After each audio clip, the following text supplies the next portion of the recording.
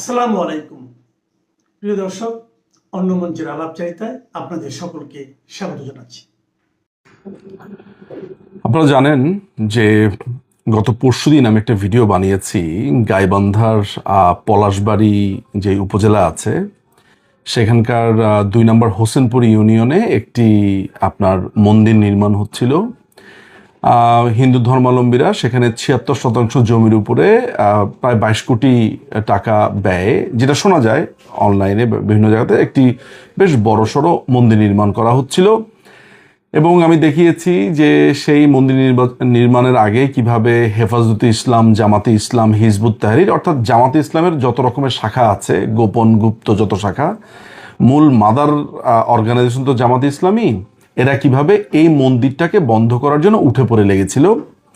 তাদের কথা হচ্ছে যে একটা মন্দিরে কোন ভাস্কর্য থাকবে, কোন মূর্তি থাকবে, কোন আরাধনার বস্তু থাকবে সেগুলো তারা নির্ধারণ করে দিবে।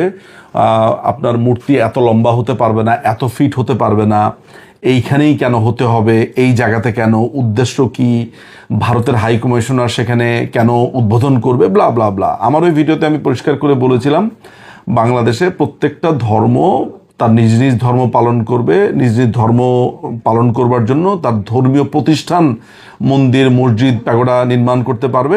এটা আমাদের সংবিধানের ৪১ নম্বর যেই ধারাটা আছে, সে অনুচ্ছেদ আছে, সেটা বলে। আমি একটু পড়ে শোনাই। বাংলাদেশের সংবিধানের ৪১ নম্বর অনুচ্ছেদে ধর্মীয় স্বাধীনতা নিশ্চিত করা হয়েছে। আইন, জনশৃঙ্খলা, নৈতিকতা সাপেক্ষে প্রতিটি নাগরিকের যে কোনো ধর্ম অবলম্বন, পালন ও প্রচারের অধিকার এবং প্রত্যেক ধর্মীয় সম্প্রদায়ের নিজস্ব প্রতিষ্ঠান স্থাপন, রক্ষণ ও ব্যবস্থাপনার অধিকার এতে সুরক্ষিত হয়েছে। পরিষ্কার কথাবার্তা। ৪১-এর একে একদম পরিষ্কারভাবে বলা আছে যে যে কোনো নাগরিক তার ধর্ম পালন করতে পারবে, ধর্ম পালন করতে গিয়ে তার ধর্মীয় উপাসনালয় তৈরি করতে পারবে, সেটা সুরক্ষা করতে পারবে, ব্যবস্থাপনা তারা করতে পারবে।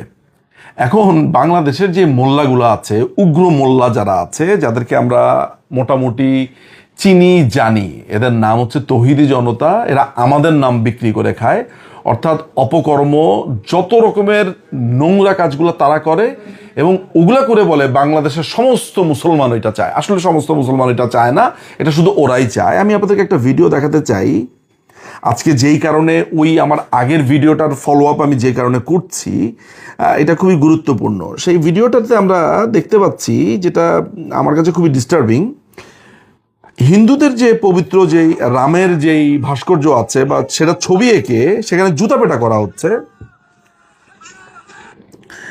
সেখানে বলছে মারো। হ্যাঁ, আমি আপনাদেরকে দেখাই।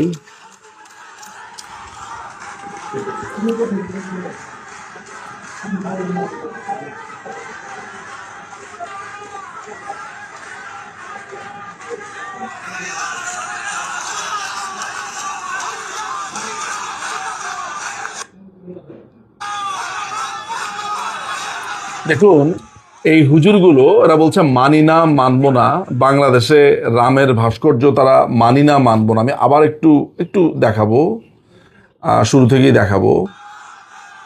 দেখেন দেখেন, জুতা দিয়ে পেটাচ্ছে।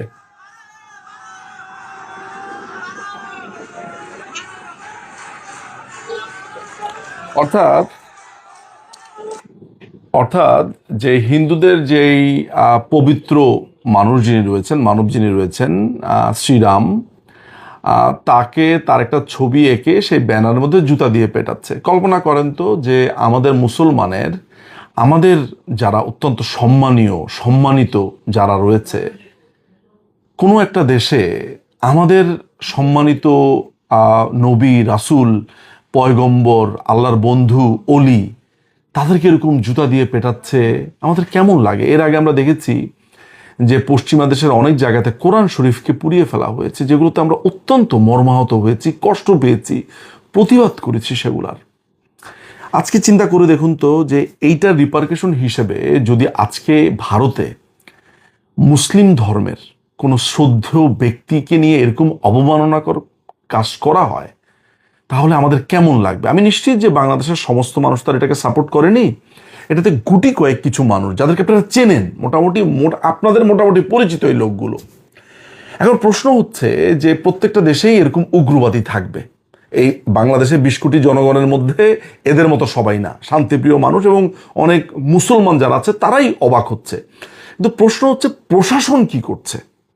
আমাদের দেশের সংবিধানের এই অনুচ্ছেদটা অনুযায়ী কিন্তু আমাদের পেনাল কোডে আইনও করা আছে, যেমন 295 ক 295, যেখানে বলা হয়েছে যে কোনো, দুটোকে আমি মিলিয়েই পড়ছি, যে কোনো ধর্মীয় প্রতিষ্ঠানে বা ধর্ম নিয়ে কেউ যদি কোনো অবমাননাকর কথাবার্তা বলে সেটার বিরুদ্ধে মামলা দায়ের করা যেতে পারে।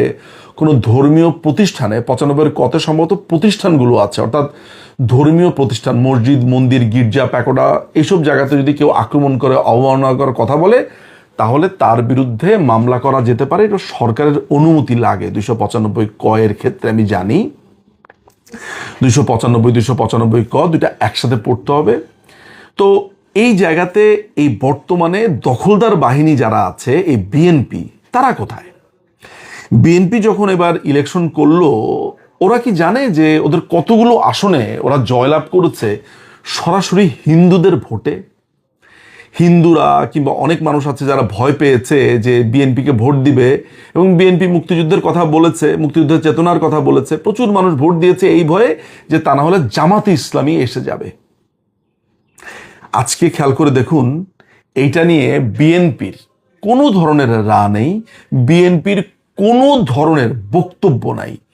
আজকে যদি মুসলিম ধর্মের কোনো কিছু নিয়ে এই ধরনের অবমাননাকর কিছু হতো, গ্রেফতার হতো না, মামলা হতো না, তাহলে হিন্দু ধর্মের অবতারকে নিয়ে, হিন্দু ধর্মের শ্রদ্ধেয় ব্যক্তিদেরকে নিয়ে যে এরকম প্রকাশ্যে এই ঘটনাগুলো হচ্ছে, বিএনপি কোথায়? এই শ্রীরামকৃষ্ণের যেই ভাস্কর্য বা মূর্তি, যেটাই বলি না কেন, এই যে এই পলাশবাড়িতে উপজেলাতে এই মন্দিরে থামিয়ে দেওয়া হলো, নির্মাণ কাজ থামিয়ে দেওয়া হলো, এইটার ব্যাপারে বিএনপির কোনো স্ট্যান্ড আছে কি? কেউ কি আমাকে জবাব দিতে পারবে যে বাংলাদেশে হাজার হাজার মসজিদ সৌদি আরবের টাকাতে হয়েছে, মধ্যপ্রাচ্যের বিভিন্ন ডিপ্লোম্যাট সেসব মসজিদ উদ্বোধন করেছে, হাজার হাজার মাদ্রাসাকে টাকা দিচ্ছে, পেট্রো ডলারের টাকা তারাই বাংলাদেশে ঢালছে? এইটা নিয়ে কেউ কখনো প্রশ্ন তুলেছে যে এই টাকার উৎস কি? বা কোনো মানুষ যখন মসজিদ নির্মাণ করে, তা সেই মসজিদের ওই লোকটা কেমনে মসজিদ নির্মাণ করলো, সেই টাকার উৎস কি? তাহলে এই হরিদাস বাবু নামে যে ভদ্রলোক মন্দির নির্মাণ করছে, সেটা নিয়ে প্রশ্ন উঠেছে যে এই টাকার উৎস কি, তার ট্যাক্স দেখা হোক। সোজা বাংলাতে হচ্ছে, বাংলাদেশে হিন্দু ধর্ম পালন করা যাবে না। হিন্দু ধর্মের মন্দির থাকবে বটে, দয়া দাক্ষিণ্য করে সেই মন্দির থাকবে, কিন্তু মন্দির যদি নতুন করে নির্মাণ করতে হয়, তাহলে মুসলমানেরা বা এই তৌহিদি জনতা নির্ধারণ করে দিবে সেই মন্দিরে কোন ভাস্কর্য থাকবে, কোন ভাস্কর্য থাকবে না, সেটার সাইজ কতটুকু হবে। এগুলা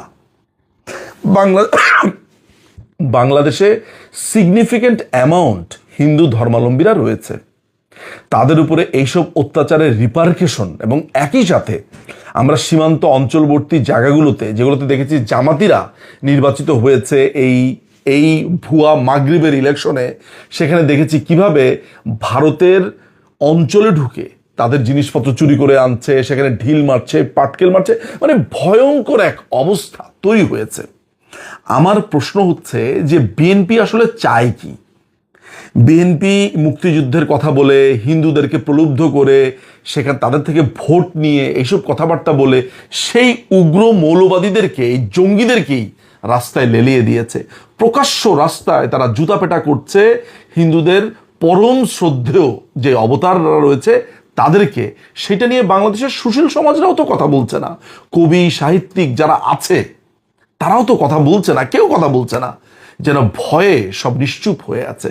আমি জানি না এইটা কোন পর্যন্ত যাবে, কোন পর্যন্ত গড়াবে, বা ভবিষ্যতে এইটার রিপারকেশন বা এইটার মূল্যটা কিভাবে চুকোতে হয় আমার ধারণা নাই।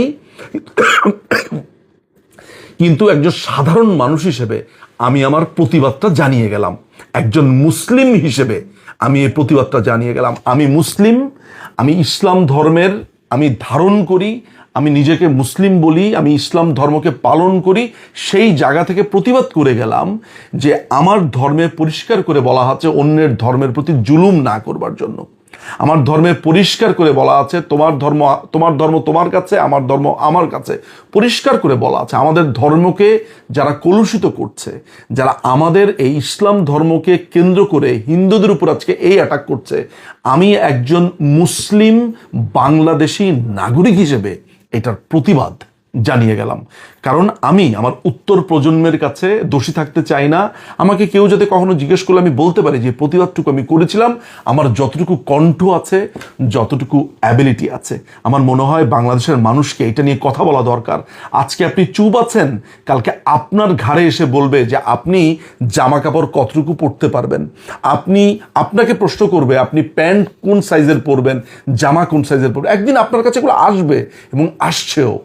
এই উগ্র ধর্মীয় মৌলবাদীরা এই দেশকে যেভাবে ক্যাপচার করছে, যেভাবে নিয়ন্ত্রণ করছে, এই দেশটা একটা ব্যর্থ রাষ্ট্র তথা ব্যানানা রিপাবলিকের দিকেই যাচ্ছে। এখানে কোনো আইন নেই, কোনো কানুন নেই। যে এই হিন্দুদের ভোটে আজকে আমি বলবো যে একটা হিন্দুদের ভোটে যেখানে প্রায় 87টার উপরেও বেশি আসন পেয়েছে বিএনপি, এমন তথ্য আমাদের কাছে রয়েছে, সে বিএনপি আজকে যেন নিশ্চুপ এক নীরবতা পালন করছে। কারণ দেশে এখন সংবিধান নাই, আইন নাই। আমি আমার প্রতিবাদ জানিয়ে গেলাম। রাম মূর্তি নিয়ে কথা হচ্ছে, রংপুরের রাম মূর্তি বা রাম মূর্তি রংপুরের সেই পলাশ বাড়ির গাইবান্ধাতে। গাইবান্ধা আবার শিরোনাম হয়ে এসেছে। এটা কোন গাইবান্ধা? যে গাইবান্ধাতে আপনাদের মনে থাকার কথা দেলোয়ার হোসেন, দেইলা রাজাকার দেলোয়ার হোসেন সাইদিকে চাঁদে দেখা গেছে বলে মাইকে ঘোষণা করেছিল। সেই কারণে বাংলাদেশে 65 জন মানুষ মারা গেছে পুলিশ সহ, আপনার মনে থাকার কথা। সেই গাইবান্ধাতে এখন রাম মূর্তির একটা যে প্রস্তাবনা সনাতন ধর্মাবলম্বীরা গ্রহণ করেছিল, শুনেছি সেটা সর্বশেষে তৌহিদি জনতার চাপে, প্রশাসনের চাপে, স্থানীয় এমপির চাপে সেটা বন্ধ করে দেওয়া হয়েছে বলে আমি শুনেছি, খবরে পড়েছি। তো এটা আসলে ঘটনা কি? তৌহিদি জনতা নামে আপনি যেগুলো বললেন, তৌহিদি জনতা মানেই এখন সবাই ধরে নেয় একটা আতঙ্ক। তৌহিদি জনতা মানে ধরে নেয় যে তারা কোনো আইন মানবে না, তারা মানুষকে মেরে ফেলবে, পিটিয়ে কুপিয়ে মেরে ফেলবে। তৌহিদি জনতা মানেই তারা বর্বর, অশিক্ষিত, মূর্খ, মোল্লা, এই ধরনের শব্দ আমাদের জনমনে ফুটে ওঠে। কিন্তু আমরা তো এটা চাইনি। আমরা তো তৌহিদি জনতার নামে এগুলো হোক আমরা চাইনি। তৌহিদি জনতা মানেই সনাতনীদের বাড়ি ঘর পুড়ে দিবে, সংখ্যালঘু বৌদ্ধদের বাড়ি পুড়ে দিবে। তৌহিদি জনতা মানেই ভালুকাতে মানুষ পুড়িয়ে মেরে ফেলবে। তৌহিদি জনতা মানেই মাজার পুড়িয়ে দিবে শত শত। তৌহিদি জনতা মানেই কবরে আগুন লাগাবে। তৌহিদি জনতা মানেই কবর থেকে লাশ তুলে তা পুড়িয়ে দিবে। এটা তো তৌহিদি জনতা হতে পারে না। কিন্তু আমরা বাংলাদেশে তৌহিদি জনতার এই চিত্রটাই দেখতেছি। এগুলো সরাসরি মানবিক অপরাধ, মানবতা বিরোধী অপরাধ, সেই সাথে নৈতিক অপরাধ এবং আইনের অপরাধ, ফৌজদারি অপরাধ, যেটা আমাদের অ্যাডভোকেট সাহেব, আইনবিদ সাহেব, তিনি এগুলো নিয়ে বলবেন। সরাসরি এগুলো অপরাধ। আপনি দেখেন এই বাংলাদেশে এখন তারা একটা বাংলাদেশের লাখো লাখো মসজিদ মাদ্রাসা হয়েছে। বর্তমানে প্রাইমারি স্কুলের ছাত্র হচ্ছে মাদ্রাসা ছাত্র বেশি। দুষ্ট লোকেরা বলে যে এখন স্কুল, কলেজ, বিশ্ববিদ্যালয়গুলো মাদ্রাসা হয়ে গেছে। আমাদের অধ্যাপক মেজবাউদ্দিন আহমেদ সাহেব বলেছিলেন, মেজবাউদ্দিন আহমেদ স্যার, তিনি বলেছেন যে আমার চোখের সামনে আমি আমার ঢাকা বিশ্ববিদ্যালয়কে মাদ্রাসার মাদ্রাসা হতে দেখে গেলাম, তিনি বলেছেন। আর কিন্তু আমরা কি দেখতেছি? তৌহিদি জনতার ছত্রছায়ায় আমরা দেখলাম পুরো বাংলাদেশটাকে একটা মাদ্রাসায় পরিণত করা হয়েছে। এটা যে কোনো দেশের জন্য, শুধু বাংলাদেশ না, পৃথিবীর কোনো দেশের জন্য এটা ভালো নয়। ওই দেশের শিক্ষা, সাহিত্য, সংস্কৃতি, রাজনীতি, গণতন্ত্র, মানবতা, সাহিত্য, এমনকি অর্থনীতির জন্য এটা ভালো কোনো সিমটম না। তার জন্য আপনি দেখেছেন যে একজন বাংলাদেশি অস্ট্রেলিয়াতে বসবাস করে 4 লক্ষ কোটি টাকা তিনি ভারতে বিনিয়োগ করেছেন। কেন? কারণ জানে যে এই দেশটা এরকম অস্থিতিশীল। একটা 10 লক্ষর, প্রায় বাংলাদেশে 10 লক্ষের মতো মসজিদ মাদ্রাসা রয়েছে। 95% সমান দাবিদার। এর মধ্যে তৌহিদি জনতা দাবিদার আরো আছে। এইখানে গলিতে গলিতে মসজিদ মাদ্রাসা। এখানে একটা রাম মূর্তি নির্মাণ হলে কি মহাভারত শুদ্ধ হয়ে যেত? এখন এটা উল্টো করে বলতে হবে যে বাংলাদেশ কি অপবিত্র হয়ে যেত? বাংলাদেশের হাজারো জায়গার নাম আছে রাম নামে শুরু। আমার এলাকাতে রয়েছে রামনগর, সেটাকে মুসলমানি করে লিখে নাম রেখেছে আরামনগর। এই যে ঢাকার আরামবাগ, আমার তো ধারণা ওইটার নাম বোধহয় রামবাগ ছিল, বা ভারতে তো সাধারণত রামের সাথে বাঘ যায় না, বাগান হতে পারে। একটা ঘটনা ওইখানে আছে, যাক ওটা বাদ দিলাম। ভারতে রয়েছে, বাংলাদেশে রয়েছেন রামপুরা। আপনাদের এলাকায়, আপনার আশেপাশে, আপনার জেলায় পাবেন রামচন্দ্রপুর, রামকৃষ্ণপুর, অসংখ্য রামের নাম পাবেন। বাংলাদেশের নদী, গাছপালা, ফল ফুল, অসংখ্য নাম, এগুলি সবকিছুই হিন্দু সনাতনী নামে, যদি আপনি যদি ধর্মের ব্যাখ্যা করেন। বাংলা ভাষার উৎপত্তি কোথা থেকে? বাংলা ভাষার সাথে সংস্কৃত ভাষার মিল পাওয়া যায়, বাংলা ভাষার সাথে হিন্দি ভাষার মিল পাওয়া যায়। এমনকি 52 সালে ভাষা আন্দোলনকে কাফেরের আন্দোলন বলেছে, মুক্তিযুদ্ধকে কাফেরের, হিন্দু মুসলমানের যুদ্ধ বলা হয়েছে। তো এই যে একটা রাম মূর্তি নির্মিত হলে কি হতো বাংলাদেশের, বরং আমাদের বাংলাদেশের এই মুহূর্তে লাভ করেছে। ভাই এই যে বিটলেমি না করে, ডিস্টার্ব না করে 2000 ছাত্রছাত্রীকে হত্যার গল্পটা বলুন। আপনার কোন মায়ের ভাতারেরা 71 সালে 30 লক্ষ মেরেছে, সেই গল্পটা আগে আপনার মায়ের ভাতারের কাছ থেকে জেনে নেন। আপনার খালা মামাদের, খালা ফুপুদের জিজ্ঞেস করেন 71 সালে অগণিত নারীদের কারা ধর্ষণ করছে, সেই গল্পটা একটু শুনে নেন। এখানে ফাত্রামি করতে আসেন না, আমরা এখানে ফাত্রামি করতে আসিনি। এখানে আমরা জাতীয় জনগুরুত্বপূর্ণ কথা বলতে এসেছি। এর কি করতেছেন? এখানে আসছেন 2000 ছাত্র, 2000 মধ্যে 1500 জিন্দা শহীদ ফেরত আসছে। সেটার মুরদে কোলায় নাই আবু সাইদের পোস্টমর্টম রিপোর্ট দেখাইতে, সেটার মুরদে কোলায় নাই যে আরো হত্যা হয়েছে তাদের পোস্টমর্টম দেখাইতে। যাত্রাবাড়িতে 2000-এর কথা বললেন আপনারা, আপনাদের মেরে ধর্ষণ করছে, তারাই মারছে, সেটাকে জিন্দা শহীদ বানাইছে। এগুলো ভাই মুখ খারাপ করেন না, আমাদের এগুলো একটু ভদ্রলোক আছে। আমি ভদ্রলোক না, স্ট্রিট পিপলের ভাষায় বলি। এখানে একজন আইনবিদ আছেন, আমি এগুলো কথা বলতেছেন, এগুলো বলে হয়তো ফাত্রামি করতে আসেন না। কেন আসছেন? ওই যে জুলাই সন্ত্রাসীদের গল্প শোনাইতে আমাদের না, ফাত্রামি করতে আসছেন। হ্যাঁ, ওই কারিনা নাকি ফারিনা, তার কবরে কবরে আপনি পাকিস্তানি পতাকা দেখেন, সেই গল্প শোনাইতে আসছেন আমাদের না, ফাত্রামি করেন। যাই হোক, যেটা বলতেছিলাম, একটা সনাতনীদের একটা ভগবান রামের মূর্তি, সেটা 10 ফুট হোক, 20 ফুট হোক, 100 ফুট হোক, 1000 ফুট হোক, একেবারে চাঁদ পর্যন্ত চলে যায়, কি সমস্যা? কি হবে? আপনি একটা রাম মূর্তি সহ্য করতে পারতেছেন না, তাহলে সারা ইউরোপে, আমেরিকায়, অস্ট্রেলিয়া, কানাডায় মসজিদ বানান কোন আক্কেলে? আপনার মিনার এত উঁচু বানান কেন? যদি তারা বলে মিনার আমি বানাইতে দিব না, মসজিদ ছোট বানাবো।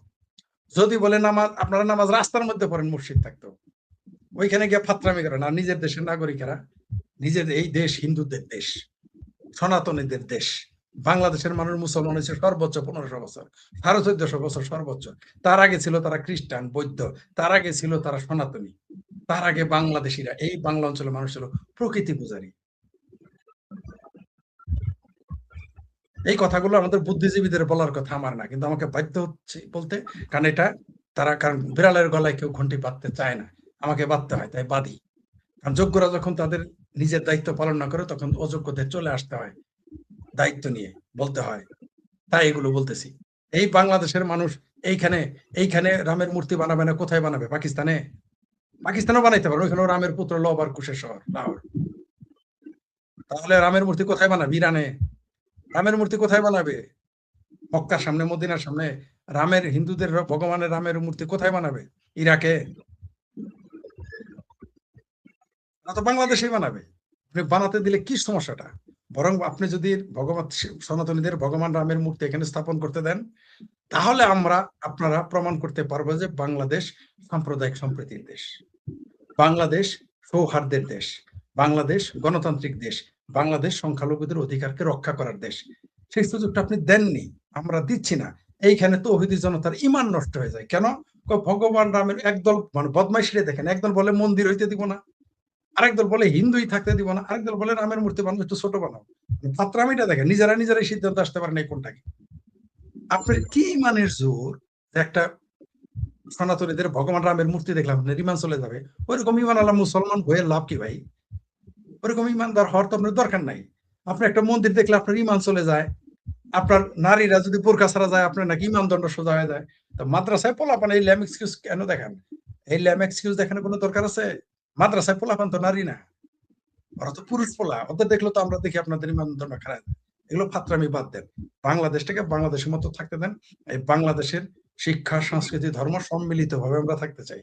যারা এই তৌহিদি জনতার নামে মন্দির সেখানে হতে দিলেন না, সেখানে স্থগিত করে দিলেন, আবার ওইখানে গিয়ে বলতেছেন এগুলো দেখতে হবে এইখানে কোনো বিদেশি ষড়যন্ত্র আছে কিনা। তাহলে বিদেশে যখন মসজিদ বানান, সেটা কি বিদেশি ষড়যন্ত্র থাকে? আপনার কথা তো সেটা প্রমাণ হয়।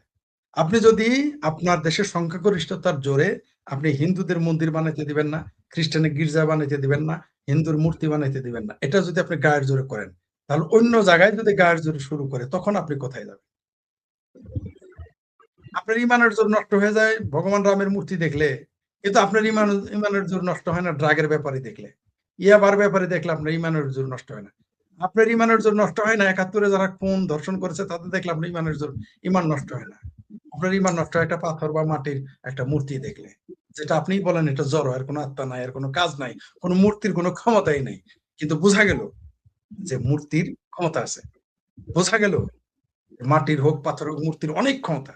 বোঝা গেল ১০ লক্ষ মসজিদ মাদ্রাসা থাকার পরেও, ৯৫% মুসলমান থাকার পরেও, এই দেশের সরকার মুসলমান থাকার পরেও, সংসদে সংবিধানে বিসমিল্লাহ লাগানোর পরেও, রাষ্ট্রধর্ম ইসলাম থাকার পরেও একটা পাথরের মূর্তির সামনে সব আপনারা হিজড়া হয়ে যান।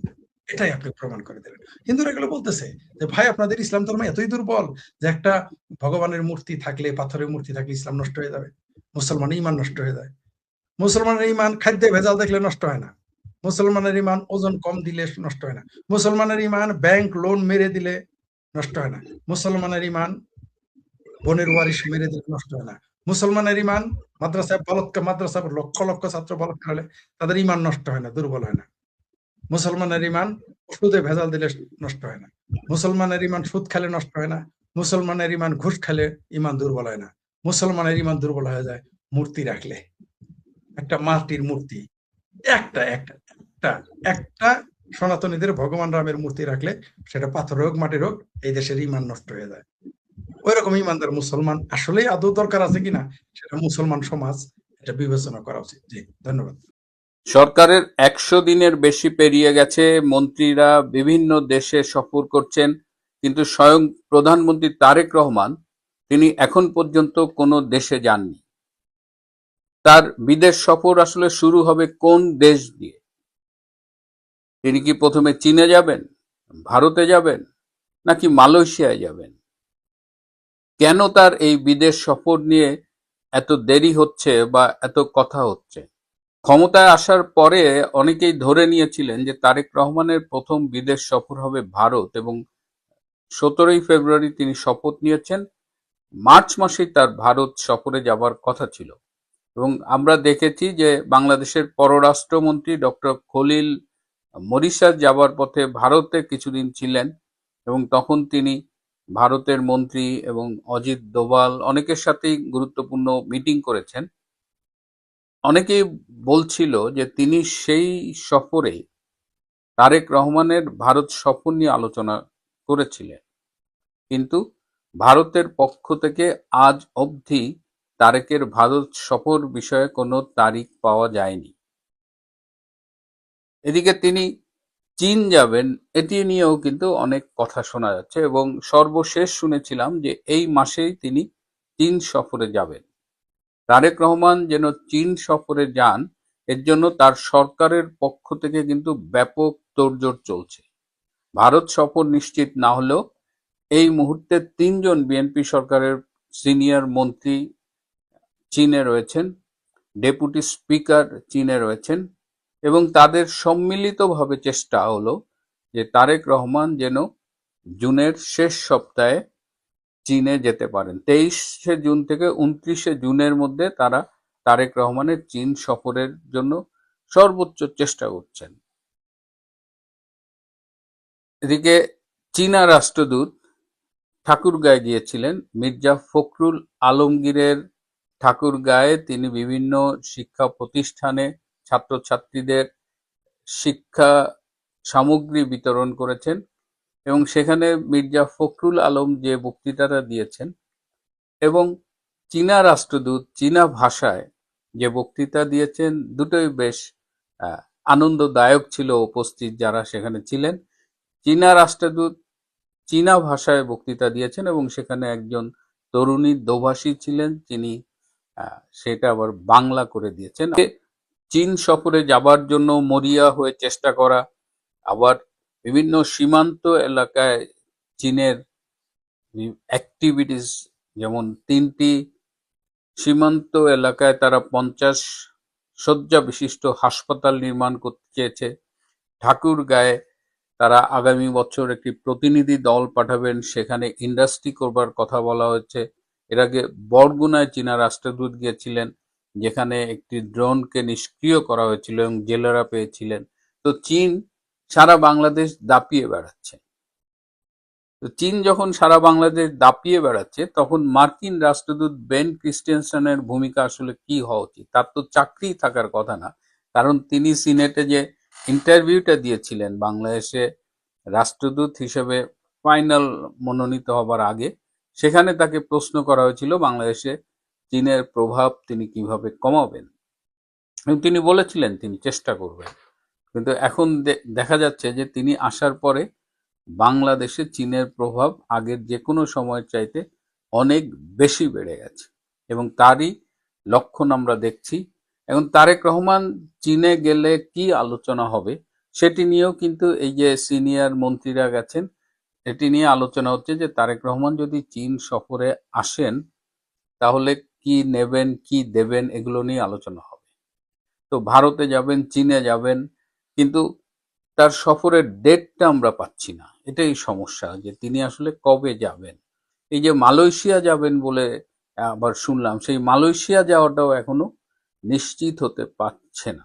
তার মানে কি তারেক রহমানের বিদেশ সফরটা ঝুলে আছে, এবং এটা কি তারেক রহমানের সরকারের আন্তর্জাতিক কূটনীতির দেউলিয়াত থেকে প্রমাণ করে কিনা সেটা নিয়ে কিন্তু ইতিমধ্যে ফিসফাস শুরু হয়ে গেছে। অনেকেই বলছেন তারেক রহমানের প্রথম বিদেশ সফর যদি চীন হয় তাহলে সেটা খুবই ভালো, তার প্রথম বিদেশ সফর যদি চীন না হয় তাহলে সেটা আরো ভালো। এইটা একটা কূটনৈতিক মারপ্যাচের কথা হয়ে গেল। এই যে তারেক রহমানের যে চীনের সাথে মাখামাখি বা তার সরকারের পক্ষ থেকে যে চীন প্রীতি, এটা অন্য অন্য পরাশক্তিগুলো কিভাবে দেখছে, ভারত কিভাবে নিচ্ছে। এই যে সীমান্ত এলাকায় চীনকে নিয়ে বিভিন্ন স্থাপনা তৈরি করা হচ্ছে, লালমনিরহাটে যে এয়ারবেস আছে সেখানে চীনা উপস্থিতি, সবকিছু তো ভারত খুব একটা ভালোভাবে নিচ্ছে বলে মনে হয় না। এবং এই সময় ভারতের নতুন রাষ্ট্রদূত এলেন দীনেশ ত্রিবেদী, এই প্রথম একজন প্রবীণ রাজনীতিবিদকে তারা রাষ্ট্রদূত হিসেবে বাংলাদেশে পাঠালো। প্রবীণ রাজনীতিবিদই শুধু না, তিনি কেন্দ্রীয় মন্ত্রীও ছিলেন এবং তিনি চমৎকার বাংলা বলেন। এই পশ্চিমবঙ্গের রাজনীতির সাথে তিনি দীর্ঘদিন জড়িত থাকার কারণে তিনি বাংলা বলেছেন, এবং তিনি বেনাপোল সীমান্ত দিয়ে বাংলাদেশে এসেছেন গতকাল, এবং তার প্রথম দিনের চলার পথে তিনি পদ্মা সেতু হয়ে এসেছেন, পদ্মা সেতুতে নেমেছেন, এবং যশোরে তিনি যে কথাগুলো বলেছেন, তিনি দুই দেশের বৃহত্তর ঐক্যের কথা বলেছেন। 140 কোটির ভারত আর 20 কোটির বাংলাদেশ মিলে 160 কোটি, তাদের একই আকাশ একই বাতাস। এই কথাটাকে খুব ভালোভাবে খোলা মনেও নেওয়া যায়, আবার এটাকে বেশ এটার বিরোধিতা করবার মতো অনেক সুযোগ আছে। এমন একটা ঘুগলি তিনি প্রথম দিনেই ছেড়েছেন।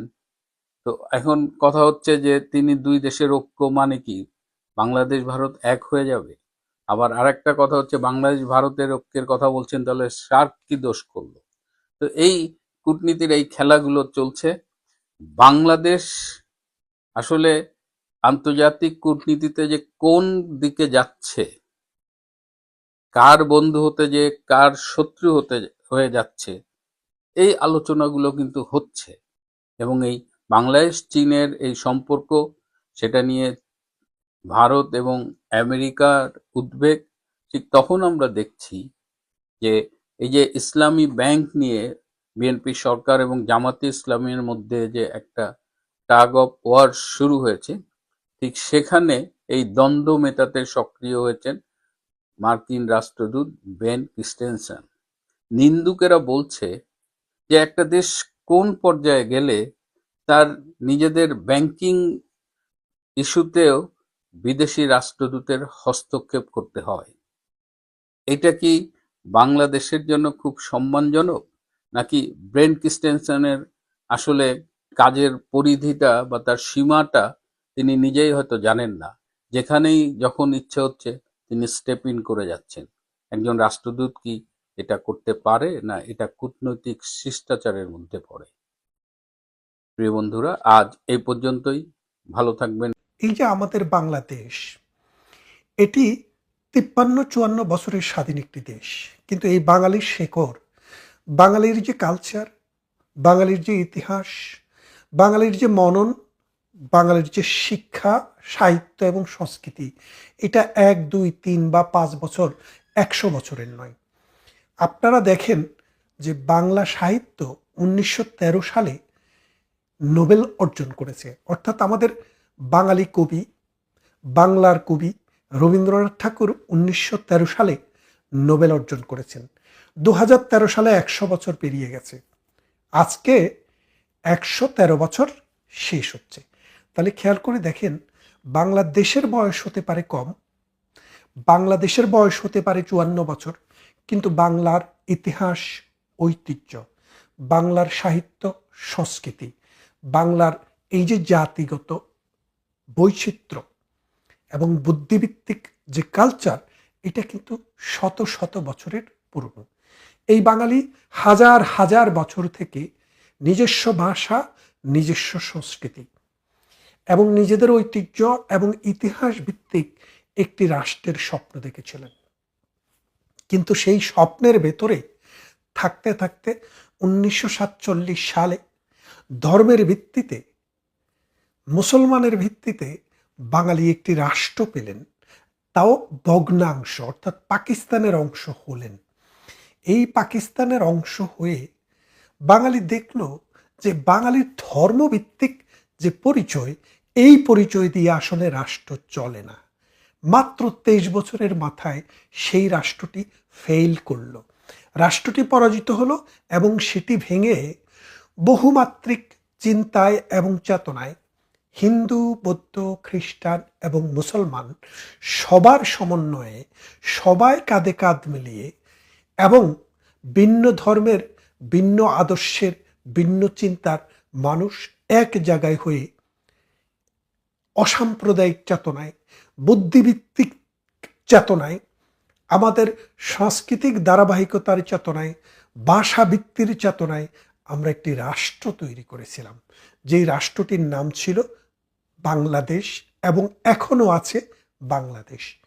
এর পিছনে রক্ত দিয়েছেন 30 লক্ষ প্রাণ, 2.5 লক্ষ নারী ইজ্জত দিয়েছেন, 1 কোটি মানুষ বাস্তুহারা হয়েছেন, আর সীমাহীন দুর্ভোগের শিকার হয়েছে বাংলাদেশে যারা বেঁচে ছিলেন, যারা বসবাস করেছেন, আমাদের পিতা, মাতা, ভগ্নী, ভ্রাতা, আত্মীয় স্বজন, পরিজন। মানুষের এই দুঃখ, কষ্ট, ত্যাগ, তিতিক্ষা এবং মুক্তিযোদ্ধাদের সংগ্রাম, শহীদদের আত্মদান, রাজনীতিবিদদের পরিচালনা, সৈনিকদের যুদ্ধ, সব মিলিয়ে আমরা কম্বাইন্ড একটা এফোর্টের ভিতর দিয়ে একটি স্বাধীন সার্বভৌম দেশ পেয়েছি। 53 বছরে এই দেশটি আমাদের প্রতিবেশী যেসব রাষ্ট্র রয়েছে তাদের অনেককে পিছনে ফেলে বিশ্বের দরবারে মাথা উঁচু করে দাঁড়িয়েছে। এই দেশে শুধুমাত্র সংস্কৃতিবান, ভাষাভিত্তিক, সংস্কৃতিভিত্তিক এবং বুদ্ধিভিত্তিক চেতনার মানুষই শুধু জন্ম হয়েছে তা না, মৌলবাদী সাম্প্রদায়িক চেতনার মানুষও কিন্তু এই দেশে দিন দিন সংখ্যায় বৃদ্ধি পেয়েছে। যে মৌলবাদীদের হাতে, যেই সন্ত্রাসবাদীদের হাতে, যে নৈরাজ্যবাদীদের হাতে, যেই ধর্মবাদীদের হাতে 2024 সালের আগস্ট মাসে একটি অভ্যুত্থান হয়েছে, এটাকে অভ্যুত্থান না বলে একটা সন্ত্রাসী কর্মকাণ্ড, আগ্রাসীদের দ্বারা রাষ্ট্র ধর্ষিত হয়েছে বলতে পারেন। এখন প্রশ্নটা হচ্ছে, দেশটি যাচ্ছে কোথায়? ডক্টর ইউনূস যখন ক্ষমতায় আসে তখন অনেকের কাছে ধারণা হয়েছিল বাংলাদেশ মনে হয় উন্নত বিশ্ব হয়ে গেছে, কারণ ইউনূস আপনাদেরকে বলেছিলেন যে পৃথিবীর সব দেশ তার কাছে এসে বলছে কতজন দিতে পারবেন লোক, অর্থাৎ বাংলাদেশ থেকে ম্যান পাওয়ার কত দিতে পারবেন। বলে এর পরের বছর নাকি এসে হাত জোর করে বলবে যে আমাকে মানুষ দাও। সেই মানুষ পৃথিবীর নানা প্রান্তে ছড়িয়ে যাবে, বাংলাদেশের তরুণ সমাজে কোটি কোটি বেকার আর বেকার থাকবে না, লক্ষ লক্ষ মানুষের কর্মসংস্থান হবে, পৃথিবী বাংলাদেশের মানুষকে মাথায় নিয়ে নাচবে। ডক্টর ইউনূসের সময়ে দেখা গেল পৃথিবীর নানান দেশ ভিজিট ভিসা দেওয়া পর্যন্ত বন্ধ করে দিয়েছে, স্টুডেন্ট ভিসা দেওয়া বন্ধ করে দিয়েছে। নানান দেশ বাংলাদেশকে বিপজ্জনক রাষ্ট্র হিসেবে ঘোষণা দিয়েছে। এখন খেয়াল করে দেখেন, ইউনূস যদি ক্ষমতায় না আসতো, বাংলাদেশের এক শ্রেণীর মানুষ, তরুণ এবং মধ্যবয়সী বা বৃদ্ধ বয়সী, তাদের মধ্যে একটা আক্ষেপ থাকতো, আয় হায় রে, ডক্টর ইউনূস ক্ষমতায় যদি আসতো এই বাংলাদেশ মনে হয় স্বর্গ হয়ে যেত। মানুষের সেই আক্ষেপ ডক্টর ইউনূস গুছিয়ে দিয়েছেন।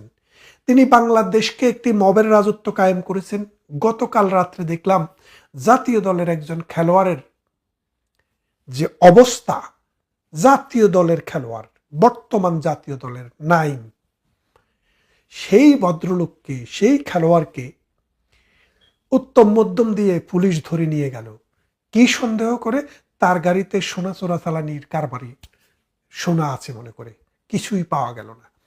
এই যে দেশটিকে উল্টো রথে হাঁটিয়ে দেওয়া, অর্থাৎ একটি দেশকে সাম্প্রদায়িক বিষ বাষ্প দিয়ে সন্ত্রাসের জনপদ তৈরি করে, মাজার ভেঙে, মক্তব ভেঙে, মসজিদ ভেঙে, মন্দির ভেঙে, মানুষকে লাশ তুলে পড়িয়ে এবং জিন্দা মানুষকে হিন্দু বলে ধর্মের বিরুদ্ধে কথা বলেছে বলে তাকে হত্যা করে যে লীলা বাংলাদেশে ইউনূস চালিয়েছে, সেই লীলা এই এখন যে সরকার এসেছেন, যে জনাব তারেক সাহেব, তিনিও বন্ধ করতে পারছেন না।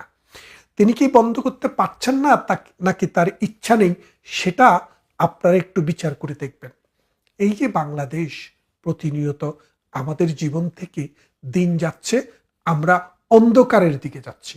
এই অন্ধকার থেকে বেরিয়ে আসতে হলে এই সমাজ, এই রাষ্ট্রকে কি করতে হবে?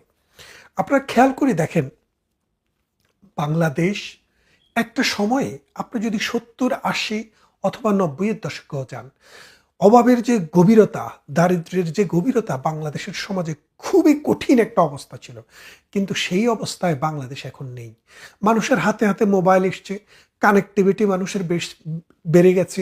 মানুষের উন্নয়নশীল বিশ্বের সাথে তাল মিলিয়ে বাংলাদেশও এগিয়ে গিয়েছে। কিন্তু ডক্টর ইউনূসের সময়ে যেই পরিমাণ দ্রব্যমূল্যের ঊর্ধ্বগতি হয়েছে, টাকার যেভাবে অবমূল্যায়ন হয়েছে, সমাজে আইন শৃঙ্খলা যেভাবে ভেঙে পড়েছে, এবং আমাদের যে সংস্কৃতি, আমাদের যে সাংস্কৃতিক ধারাবাহিকতা, সেটা যেভাবে বাধাগ্রস্ত হয়েছে, পাকিস্তান প্রীতি যেভাবে বেড়েছে, মোল্লাতন্ত্র যেভাবে মাথা ছাড়া দিয়ে উঠেছে, এবং মধ্যযুগীয় শাসন ব্যবস্থার দিকে মানুষের যে যুগ তৈরি করেছে, এই জন্য বাংলাদেশ কিন্তু 30 বছর হলেও পিছিয়ে গিয়েছে। এই 30 বছর পিছন থেকে আবার টেনে আনতে হলে বাংলাদেশকে সাংস্কৃতিক বিপ্লব হতে হবে। যে সাংস্কৃতিক বিপ্লবটা হবে বাঙালিত্বের সংস্কৃতি, বাংলার সংস্কৃতি, হাজার বছরের সংস্কৃতি, নজরুলের সংস্কৃতি, রবীন্দ্রনাথের সংস্কৃতি, জসীমউদ্দিনের সংস্কৃতি। এই সংস্কৃতির বদলে এখনো বাংলাদেশে যে আইয়ামে জাহেলিয়াতকে ফিরিয়ে আনার চেষ্টা করা হচ্ছে, সেটা কিন্তু বাংলাদেশের জন্য অশনি সংকেত। আপনারা দেখেন, ডক্টর ইউনূসকে আপনারা দেখে বুঝেছেন তারা এদেশকে বদলাতে পারবে না। ঠিক তেমনি জামাতে ইসলামকে যদি আপনারা আনেন, যারা চিন্তা করছেন জামাত আসলে ইসলামী শাসনতন্ত্র দিবে, ইসলামী সমাজ ব্যবস্থা দিবে, সমাজ বদলে যাবে, গান আগের মতো থাকবে না, ইসলামিক ওই যে সাইমুম শিল্প গোষ্ঠীর মতো হবে। একবার যদি জামাতে ইসলামী বাংলাদেশের ক্ষমতায় আসে, বাংলাদেশ আবার 1900 সালে ফিরে যাবে। 2021 সাল, 20 সাল, 30 সাল নয়, ওই 1900 শতকে বাংলাদেশ আবার ফিরে যাবে। কেননা তারা চিন্তায় মধ্যযুগীয়, তারা মুখে যা বলে অন্তরে তা বিশ্বাস করে না। আপনি খেয়াল করে দেখেন, ছোটবেলা থেকে আপনারা যারা আমার বয়সী, যারা বাংলাদেশ পরবর্তী প্রজন্মের মানুষ, তারা জানেন যে শিবির, ইসলামী ছাত্র শিবির আপনাদের সবার কাছেই বিভিন্ন পুস্তিকা নিয়ে গেছে, জামাতে ইসলাম কি চায়, কেন চায়, কিভাবে চায়। তাদের মূল কথাই ছিল জমিন আল্লাহর, জমিনের মালিক আল্লাহ, সুতরাং আইনও হবে আল্লাহর। ওরা আল্লাহর আইন চায়, সৎ লোকের শাসন চায়। এই দুইটা বলিয়ে তাদের ছিল যে জামাতে ইসলাম যদি ক্ষমতায় যেতে পারে, এই জমিনে আল্লাহর আইন কায়েম করবে এবং সৎ লোকের শাসন দেবে। কিন্তু এই 2025 সালে যখন নির্বাচন হয়, 26 সালে যখন নির্বাচন হয়, আপনারা জানেন ওই নির্বাচনে তার দল মানে জামাতে ইসলামী ক্ষমতায় চলে যাবে এরকম একটা সিগন্যাল আমেরিকা এবং পাকিস্তান থেকে পেয়ে গিয়ে তারা মোটামুটি মন্ত্রী কাকে বানাবে, কোন মন্ত্রণালয়ে দিবে সেটাও কিন্তু ঠিক করে রেখেছিল। কিন্তু পশ্চিমা প্রভুদের খুশি করার জন্য, সন্ত্রাসবাদকে খুশি করার জন্য তারা বললেন আমরা ক্ষমতায় গেলে শরিয়া আইন বাংলাদেশে চালু করব না, অর্থাৎ ইসলামী আইন বাংলাদেশে চালু করবে না। তাহলে এই যে গত 53 বছর থেকে আপনাকে আমাকে আমাদেরকে যা তারা খাইয়েছে, শুধুমাত্র ক্ষমতার মোহে, ক্ষমতার লোভে তারা সেটা থেকে বেরিয়ে এসছে। কেন বেরিয়ে এসছে? ক্ষমতায় যাওয়া দরকার। তাদের ধারণা ক্ষমতায় যেতে পারলে অনেক কিছুই হয়তো করা যাবে। এখন মানুষকে মিথ্যা একটা আশ্বাস দেয়। আমরা জামাতে ইসলামের একটি সংস্করণ আমরা আফগানিস্তানে দেখেছি।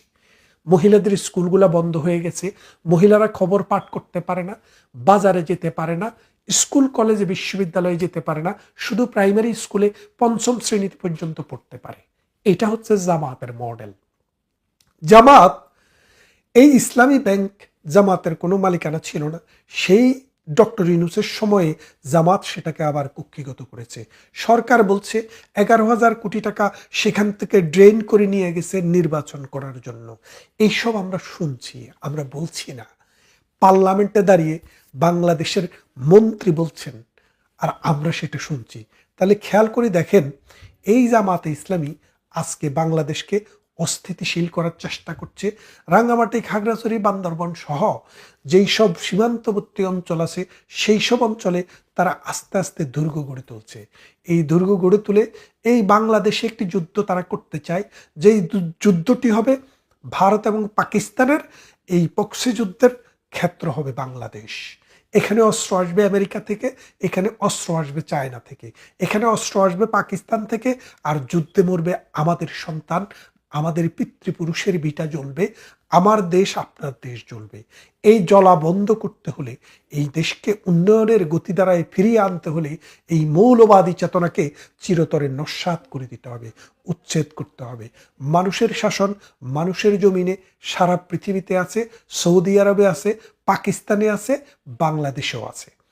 আমাদের বাংলাদেশে ইসলামিক অনেক আইন রয়েছে, বিয়ের আইন, পারিবারিক আইন, সম্পত্তি বিলি বন্টনের আইন। বাংলাদেশে ইসলাম বিরোধী আইন বলে কিছু নেই।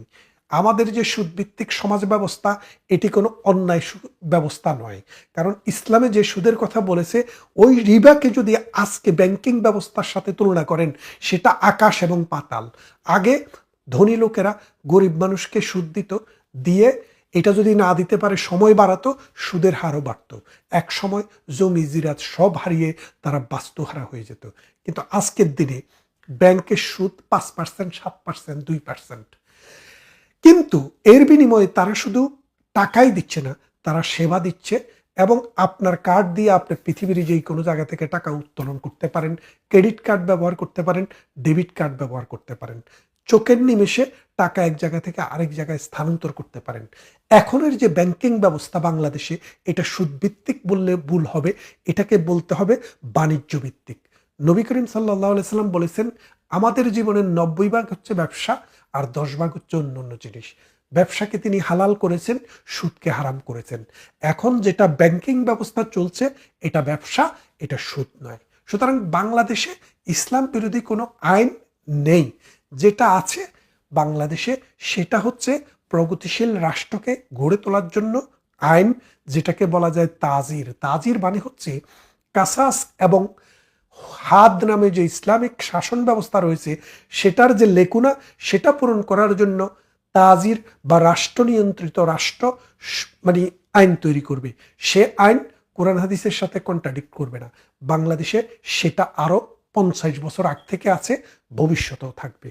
বুঝতে হবে, বাংলাদেশ শুধু মুসলমানের দেশ নয়, হিন্দু, বৌদ্ধ, খ্রিস্টান সব জাতি, ধর্ম, বর্ণের মানুষ একসাথে যুদ্ধ করে যে দেশটি স্বাধীন করেছে, সেই দেশের সকল মানুষের, সকল জাতের, সকল বর্ণের মানুষের জন্য একটি আইন রয়েছে।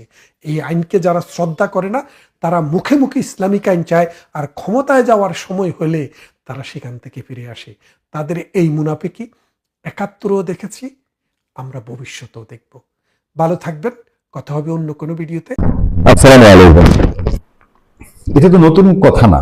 আমরা তো ইউনূস সরকার আমার বলে দিচ্ছি যে ইউনূস সরকার বিদায় নিলে পরে এই যে দুইটা যে বৈষম্য ছাত্র আন্দোলন না অথবা এনসিপি অথবা ইনকলাব মঞ্চ অথবা জুলাই মঞ্চ এদের কপালে শনিবার করবো। এটা কারণটা হচ্ছে ছাত্রলীগ আওয়ামী লীগ কতটা ভয়ঙ্কর সেই জন্য না, ছাত্রদল কতটা ভয়ঙ্কর সেই জন্য না, এরা যে কর্ম করছে, এরা যে কাজ করছে, এরা পাবলিকের হাত থেকে তো এদের রক্ষা পাওয়ার কথা না।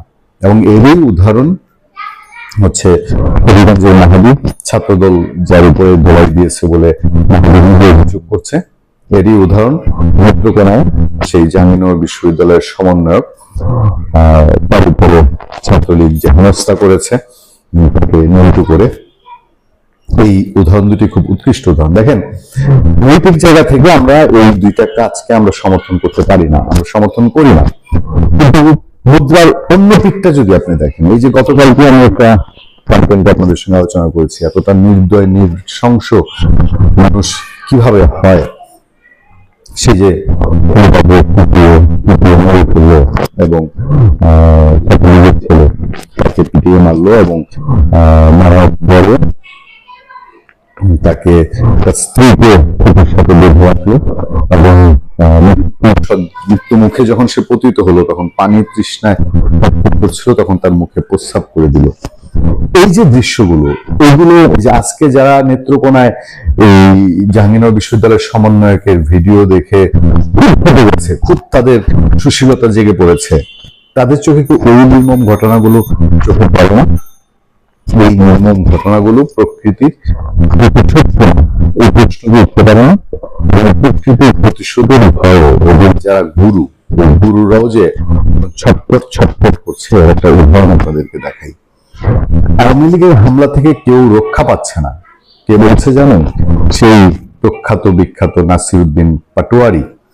আচ্ছা, নাসিরউদ্দিন পাটোয়ারির বয়ানটা আমাদের চোখের সামনে আছে, সেই বয়ানটা একটু আপনাদেরকে শোনাই। আওয়ামী লীগের হামলা থেকে বাংলাদেশের কেউ রক্ষা পাচ্ছে না বলে মন্তব্য করেছেন জাতীয় নাগরিক পার্টির মুখ্য সমন্বয়ক নাসিরউদ্দিন পাটোয়ারি। আওয়ামী লীগ তো এক জায়গায় কেবল হানা দিয়েছে। আপনার আসিফ মাহমুদ সজীব ভয়ে বলেছিল তারা গুপ্ত হামলার ভয় আছে। তো শুধুমাত্র সমন্বয়কের ঘটনা ঘটেছে, এর বাইরে আওয়ামী লীগ ছাত্রলীগ কার উপরে হামলা করেছে আরো ঘটেছে। খাগড়াছড়িতে আওয়ামী লীগ ছাত্রলীগের এটা খুঁজে গিয়েছিল বিএনপি ছাত্র দলের ছেলে পেলে, তখন ওইখানে হামলার ঘটনা ঘটেছে। আজ শুক্রবার চট্টগ্রাম সফরে গিয়ে সেখানকার গণমাধ্যম কর্মীদের সামনে কথা বলেন তিনি। আওয়ামী লীগের ক্ষেত্রে সরকারের নমনীয় মনোভাব দেখা যাচ্ছে বলে অভিযোগ করেন নাসিরউদ্দিন পাটোয়ারি। তিনি বলেন, একটি নিষিদ্ধ সংগঠন কিভাবে প্রকাশ্যে মিছিল করে এ বিষয়ে সরকারের কাছে জবাব চাই। আওয়ামী লীগের দৃষ্টান্তমূলক শাস্তি দাবি করে তিনি বলেন, জনগণকে তারা যেন হুমকির মুখে ফেলতে না পারে। দৃষ্টান্তমূলক শাস্তি যেন বাংলাদেশে তাদের হয়, তারা যেন বাংলাদেশে আর কোনো ভাই বোনদেরকে খুনের সিদ্ধান্ত নিতে না পারে, সে ব্যাপারে সরকারকে অবশ্যই ব্যবস্থা নিতে হবে। তো দৃষ্টান্তমূলক শাস্তি তাদের হয়, নাসিরউদ্দিন পাটোয়ারিদের সরকার তো ছিল, ইউনূস সরকার ছিল, সেই সরকার কেন আওয়ামী লীগের দোষীদের শাস্তির ব্যবস্থা করে নাই? এই প্রশ্ন তো ঘুরে ফিরে উঠতেই পারে যে তাদের সুযোগ থাকার পরেও তারা আওয়ামী লীগের বিচার করে নাই। আর আওয়ামী লীগ প্রকাশ্যে আসবে এটা তো অনেক আগে থেকেই সবাই জানে, আমরা সবসময় বলি। এর আগে জামিয়া আহমদিয়া সুন্নিয়া আলিয়া মাদ্রাসা সংলগ্ন বারন মাজিদ জামে মসজিদ জুমার নামাজ আদায় করেছেন নাসিরউদ্দিন পাটোয়ারি সহ এনসিপির আহ্বায়ক নাহিদ ইসলাম। ধর্মীয়, সামাজিক ও জাতীয় বিভিন্ন বিষয় নিয়ে সংক্ষিপ্ত আলাপচারিতায় অংশ নেন তিনি। এই যে বলছে যে আওয়ামী লীগ যেন জনগণের উপরে হামলা না করতে পারে, জনগণ খুঁজে, জনগণই তখন আওয়ামী লীগকে খুঁজে। আওয়ামী লীগ খুঁজে হলে এই বৈষম্য বিরোধী ছাত্র আন্দোলন, এনসিপি এদেরকে খুঁজতে পারে, যেটা চার মিলে যায়। সেটাই তো। ভালো থাকবেন, সুস্থ থাকবেন। আপনাদের সাথে আমি আতিক রহমান, পূর্ণিয়া। 2004 সালের 21 আগস্ট নিশ্চয়ই আপনাদের মনে আছে, বাংলাদেশ আওয়ামী লীগের একটি শান্তি সমাবেশ ছিল সন্ত্রাসের বিরুদ্ধে ঢাকার বঙ্গবন্ধু এভিনিউতে। সেখানে নারকীয় গ্রেনেড হামলা হয়। সেই গ্রেনেড হামলায় 23 জনকে জীবন দিতে হয়, কয়েকশো মানুষকে গ্রেনেডের স্প্লিন্টারের ক্ষত নিয়ে পঙ্গুত্ব বরণ করে ধুকে ধুকে জীবনযাপন করতে হচ্ছে। সেদিন টার্গেট ছিল তৎকালীন বিরোধী দলীয় নেত্রী সাবেক প্রধানমন্ত্রী শেখ হাসিনাকে, তার রাজনৈতিক সহকর্মী সহ সকলকে পৃথিবী থেকে বিদায় করে দেওয়ার জন্য, একেবারে বিনাশ করার জন্য। পৃথিবীর ইতিহাসে এমন বর্বরচিতভাবে রাজনৈতিক প্রতিপক্ষকে একেবারেই বিনাশ করে দেওয়ার মতো এমন ভয়াবহ ঘটনার দৃষ্টান্ত আর দ্বিতীয়টি নেই। তার চেয়েও মর্মান্তিক হল সেই ঘটনায় জড়িত ছিল সরকার, সরকারের বিভিন্ন সংস্থা, সরকারের ইনস্ট্রুমেন্ট এবং সরকারের প্রভাবশালী ব্যক্তিরা, যারা ক্ষমতার প্রভাব এত বেশি ছিল যে তাদের কাছে আর কেউ ছিল না। তারা বিদেশি জঙ্গি সহ বিভিন্ন রকম প্রতিষ্ঠানকে ব্যবহার করে। এই ঘটনাকে যাতে কোনোভাবে বিচারের মুখ না দেখে সেজন্য জজ মিয়া কাহিনী নামক একটি বানোয়াট রিপোর্ট তৈরি করা হয় এক দালাল বিচারপতির মাধ্যমে। ঘটনার আলামত ধ্বংস করে দেওয়া হয়, পানি দিয়ে সেখানে রক্তাক্ত অবস্থা মুছে দেওয়া হয়, ক্ষতবিক্ষত দেহ নিয়ে যাতে হাসপাতালে যেতে না পারে অঘোষিতভাবে হাসপাতালে ডাক্তারদের স্ট্রাইকের ব্যবস্থা করা হয়। কোনো যানবাহন ছিল না যাতে ক্ষতবিক্ষত দেহওয়ালা মানুষগুলোকে হাসপাতালে নেওয়া যায়। এই ঘটনায় জড়িত ছিল সরকারি বিভিন্ন গোয়েন্দা সংস্থা, পুলিশ এবং অন্যান্য বাহিনীর অনেক গুরুত্বপূর্ণ ব্যক্তি এবং সরকারের শীর্ষ স্থানে থাকা প্রভাবশালী ব্যক্তিরা। তারা ব্যবহার করে বিদেশি জঙ্গিদেরকেও। কেয়ারটেকার সরকারের সময় এই বিষয়টি তদন্ত হয়। তদন্তে অনেক আসামি স্বীকারোক্তিমূলক জবানবন্দি দিয়ে লোমহর্ষক কাহিনী তুলে ধরেন যে কিভাবে ক্ষমতায় থাকা ব্যক্তিরা তাদেরকে ব্যবহার করেছে, গ্রেনেড সাপ্লাই দিয়েছে, কিভাবে প্রশাসনকে ব্যবহার করে শেখ হাসিনা এবং তার টিমকে দুনিয়া থেকে বিদায় দেওয়ার ব্যবস্থা করা হয়েছিল। এই মামলার বিচার হয়ে যায়। বিচার হয়ে যাওয়ার পরে কিছু ব্যক্তিদের শাস্তি হয়। অ্যাপিল পেন্ডিং থাকা অবস্থায় নানা কারণে হাইকোর্টে আর শুনানি হয়নি। শেখ হাসিনা সরকারের উচ্ছেদের পরে দ্রুতগতিতে মামলাটির শুনানি চলে আসে। তড়িঘড়ি করে শুনানি শেষ হয়ে যায়, সব আসামি খালাস পেয়ে যান। সে বিষয় নিয়ে কথা বলবো, তার আগে একটি ছোট ভিডিও দেখি। সেই সময় আসিফ নজরুল কি বলছিলেন, কারণ খুবই প্রাসঙ্গিক। ওই সময় ওই গ্রেনেড হামলা তার পরিপ্রেক্ষিত তার মানে আমি আপনাকে ফ্র্যাঙ্কলি বলি, যদি আপনি আপনাকে প্রশ্ন করেন যে এটার সাথে কি সরকারের কোনো শীর্ষস্থানীয় মহল জড়িত ছিল কিনা, অবশ্যই ছিল। এটা হতে পারে না এত বড় একটা আক্রমণের ঘটনা ঘটেছে সরকারের কোনো মহলই জানে না। সেকেন্ড কোয়েশ্চেন, আপনি যদি বলেন বিএনপি কি এই হত্যার ঘটনা 21 আগস্ট আক্রমণের ঘটনা ধামাচাপা দিতে চেয়েছে, অবশ্যই চেয়েছে। তারা জঘন্য রকম ভাবে ধামাচাপা দিতে চেয়েছে, হাস্যকর ভাবে ধামাচাপা দিতে চেয়েছে, এবং অবশ্যই সরকারের কোনো না কোনো সেক্টর জড়িত ছিল। এটা হলো আসিফ নজরুলের বক্তব্য। আমরা আরেকটি বক্তব্য শুনি যে সেই সময় ক্ষমতাসীনরা কি বলেছিলেন, তারা এই গ্রেনেড হামলাকে কত হালকা করে দেখেছিলেন, কি বলছিলেন তারা। উই আর টোটালি ওপেন, আমরা টোটালি ওপেন। আমরা চাচ্ছি একটা কথাকে, আপনার বারবার আমি একটা কথাকে জোর দিতে চাচ্ছি। প্রথম হচ্ছে যারা করেছে তারা দেশের শত্রু, জাতির শত্রু, জনগণের শত্রু, এই বাংলাদেশের শত্রু। এই দেশে আজকে আমরা সকলে মিলে আছি, আমাদের সকলের শত্রু, এবং সেই শত্রু যদি যেই হোক তাকে আমরা স্পেয়ার করব না। দ্বিতীয়টা হচ্ছে না, শত্রু identified, we are open, we are looking for শত্রু। না না, এগুলো কোনো ক্ষতই না, এটা জাতির দুর্ঘটনা। এরকম জাতির জীবনে বহু দুর্ঘটনা ঘটে, পৃথিবীর বহু দেশে এরকম বহু দুর্ঘটনা আছে। এখানে কোন জাতি সারা জীবন কান্নাকাটা করে, এগুলো কোনো বিষয়ই নেই। এখন বর্তমান প্রেক্ষাপটের দাঁড়ায় ওগুলো কোনো বিষয়বস্তুই না। ডক্টর মোশাররফ হোসেন বিএনপির স্ট্যান্ডিং কমিটির মেম্বার, তিনি বলছেন যে এটা একটা দুর্ঘটনা, এটা কোনো ক্ষতই না, এটা কোনো বিষয়ই না। আর আসিফ নজরুল বলছেন যে এর দায় বিএনপি এড়াতে পারে না, অবশ্যই বিএনপিকে দায় নিতে হবে। আর বাস্তবতা কি হলো, আসিফ নজরুল যখন আইন উপদেষ্টা হিসেবে দায়িত্ব নিলেন, তারপরে তড়িঘড়ি করে সব আসামি খালাস হয়ে গেল এবং এই মামলায় আসামিদের স্বীকারোক্তিমূলক জবানবন্দি রয়েছে, সাক্ষ্য প্রমাণ রয়েছে। এই মামলার সঙ্গে সম্পৃক্ত যারা, তারা নিজেরা স্বীকার করেছে কিভাবে তারা ঘটনা ঘটিয়েছেন, তাদেরকে দিয়ে কিভাবে মিটিং করানো হয়েছে, কিভাবে তৎকালীন প্রভাবশালী ক্ষমতাবান ব্যক্তিরা কিভাবে জড়িত ছিল। তড়িঘড়ি করে কিভাবে খালাস হয়ে গেল। আসিফ নজরুল সংক্রান্ত খুবই গুরুত্বপূর্ণ তথ্য পেলাম।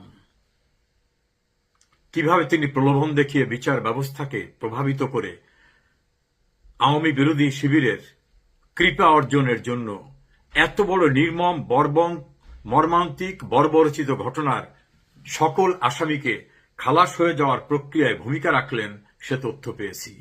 আসিফ নজরুল দিন কাহারও সমান নাহি যায়, বয়সে আমার চেয়ে অনেক কম তিনি। গণমাধ্যমে বিভিন্ন সময় কথা বলেছি, একত্রে চলাফেরা করেছি, তার সৌজন্যবোধ থেকে কখনো ঘাটতি দেখিনি। কিন্তু আমাকে অনেকে মনে করিয়ে দিল যুদ্ধাপরাধীদের বিচারের জন্য যে গণ আদালত হয়েছিল সেই প্রক্রিয়ায় আসিফ নজরুল জড়িত ছিলেন। তিনি মাওলানা দিলওয়ার হোসেন সাঈদীর বিরুদ্ধে বড় আর্টিকেল লিখেছিলেন। শহীদ জননী জাহারানা ইমামের নেতৃত্বে চলমান সেই বিচার প্রক্রিয়াকে ফেলে কাগজপত্র নষ্ট করে তিনি সুবিধা নিয়ে বিদেশে চলে এসেছিলেন পিএইচডি করতে। আওয়ামী লীগকে নিষিদ্ধ ঘোষণা করাবার থেকে শুরু করে সকল প্রক্রিয়ায় তিনি জড়িত। ৭১-এ যুদ্ধাপরাধীদের বিচারের প্রতিশোধ হিসাবে শেখ হাসিনা এবং অন্যান্যদেরকে সেই একই ট্রাইব্যুনালে অত্যন্ত বিতর্কিত উপায়ে যারা যুদ্ধাপরাধীদের আইনজীবী ছিল তাদের ব্যবহার করে যুদ্ধাপরাধীদের পক্ষে যারা ছিল তাদের বিচারক হিসাবে বসিয়ে এই আসিফ নজরুল ৭১-এর বিচারের প্রতিশোধ প্রক্রিয়ায় নাটের গুরু হিসাবে দায়িত্ব পালন করেছেন। এমন গুরুতর অভিযোগ তার বিরুদ্ধে। অভিযোগের সেখানেই শেষ না, তার বিরুদ্ধে অভিযোগ তিনি দায়িত্ব পালন করার সময় ভয়াবহ দুর্নীতি অনিয়ম করেছেন। এটা একসময় হয়তো তদন্ত হবে, সে বিষয়টা আমরা একটু শুনি। Welcome to Harlan's Bank. Revolut. Interest. Pay daily and withdraw. Laptop instantly without paying for a new one with the same.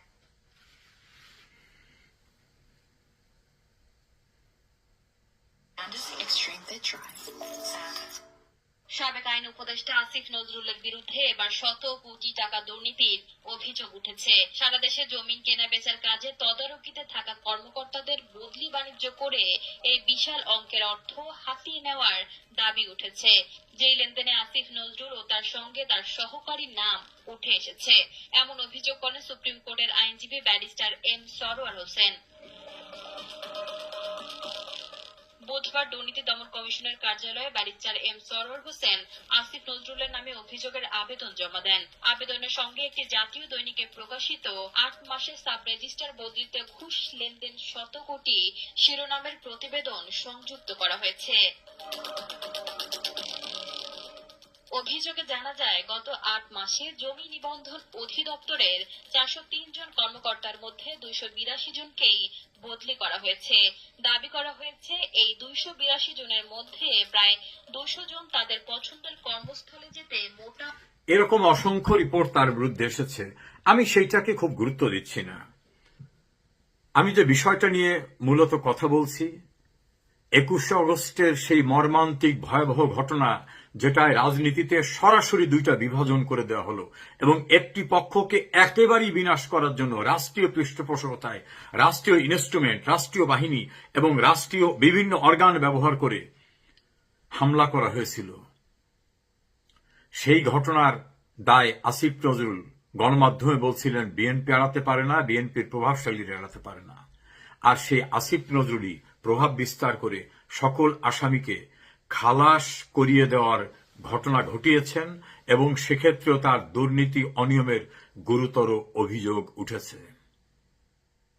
এত বড় বর্বরচিত মর্মান্তিক নারকীয় ঘটনাকে তিনি ধ্বংস করার চেষ্টায় জড়িত এমন গুরুতর অভিযোগের তদন্ত টুডে অর টুমরো অবশ্যই হবে।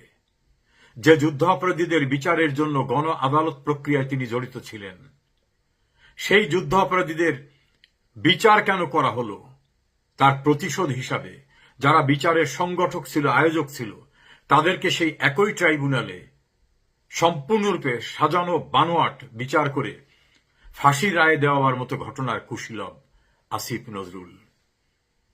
একই অঙ্গে তার এত রূপ।